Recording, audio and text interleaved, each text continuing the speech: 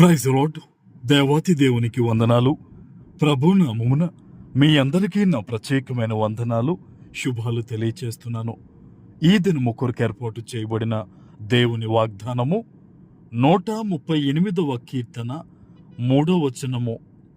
నేను మొరపెట్టిన దినమున నీవు నాకు ఉత్తరం ఇచ్చితివి, నా ప్రాణములో త్రాణ పుట్టించి నన్ను ధైర్యపరిచితివి.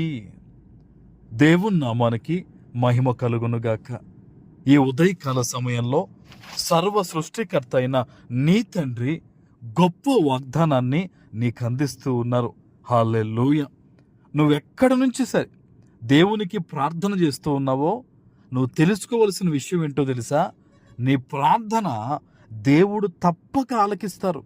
అంతేకాదు, నీవు చేస్తున్న ప్రతి మనవికి కూడా దేవుడు ఉత్తరం ఇస్తారు. ఆమెన్. అందుకనే ఆనాడు భక్తుడు అంటూ ఉన్నారు, నేను మొరపెట్టిన దినమున నీవు నాకు ఉత్తరం ఇచ్చితివి అని. ఈరోజు బహుశా కొంతమంది ఈ వాగ్దానం వినేవారిలో వారు అనుకుంటూ ఉన్నారు, నేను ఎన్నో నెలలు బట్టి ప్రార్థన చేస్తూ ఉన్నాను, నేను ఎన్నో దినాలు బట్టి దేవునికి గోజాడుతూ మొరపెడుతూ ఉన్నాను, అయ్యో నాకు జవాబు రాలేదే అని అనుకుంటున్నావు. కానీ ఆలస్యం అవుతున్న కొలది కూడా దేవుడు నీకు శ్రేష్టమైన దానిని ఇవ్వాలని ఆయన ఆశపడుతూ ఉన్నారు. ఆమెన్. ఈరోజు నువ్వు ధైర్యము తెచ్చుకోవలసిన దినము. ప్రార్థన చేయి, ప్రతిఫలాన్ని దేవుడు ఖచ్చితంగా దయచేస్తాడని నువ్వు నమ్మి ప్రార్థన చేయి. ఈ రోజుల్లో చాలామంది అవిశ్వాసంతో దేవుడి నుంచి తొలగిపోతున్నారు. దేవుణ్ణి నమ్ముకున్నా మాకేం జరగలేదు, దేవుణ్ణి నమ్ముకుంటే మాకు ఇలా జరిగింది అలా జరిగింది అంటున్నారు. కానీ నువ్వు దేవుని వద్దకు వచ్చిన తర్వాత నీకు మంచి అనిపించింది, అది నిజంగా నీకు తెలియదు, అది కీడేమో. అందుకనే దేవుడు కొన్నిసార్లు కొన్ని విషయాల్లో నేను దూరపరుస్తూ ఉన్నారేమో, నీ నుంచి కొన్నింటిని ప్రత్యేకపరుస్తూ ఉన్నారేమో. ఈ వాగ్దానాన్ని వింటున్న నీతో దేవుడు మాట్లాడేది ఏంటో తెలుసా? ఆయన ఖచ్చితంగా నీ ప్రార్థన ఆలకించడంతో పాటు ఆయన ఏం చేస్తారో తెలుసా? నీ ప్రాణమునకు ఆయన బలము చేకూరుస్తారు. ఆమేన్. చూడండి ఇక్కడ మాట, నా ప్రాణములో త్రాణ పుట్టించి నన్ను ధైర్యపరిచితివి అంటున్నాడు భక్తుడు.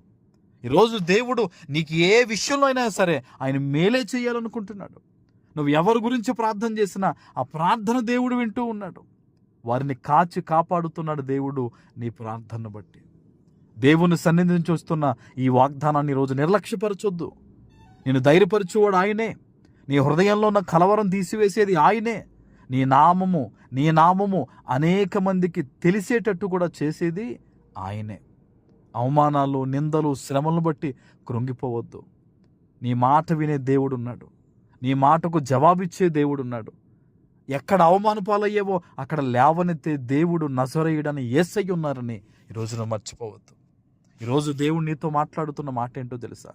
నిన్ను ధైర్యపరుస్తానని చెప్తున్నాడు, నీకు బలాన్ని ఇస్తానని చెప్తున్నాడు. నువ్వు పడిపోయిన చోట నిన్ను మరలా లేవనెత్తి, నీ తల లేవనెత్తి నీకు ఘనతనిస్తానని ఆయన చెప్తూ ఉన్నాడు. ప్రియ దేవుని బిడ్డ, ప్రార్థించు, నమ్మకంతో ప్రార్థించు, అవిశ్వాసంతో ప్రార్థించొద్దు, అనుమానంతో ప్రార్థించొద్దు.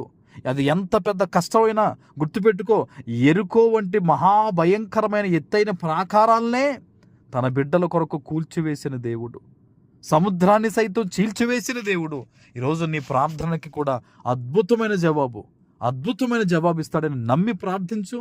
తప్పక నువ్వు జవాబు పొందుకుంటావు. ఆమేన్. ప్రార్థన చేసుకుందాం. పరిశుద్ధుడా, ప్రేమ కలిగిన తండ్రి, మీకు వందనాలు.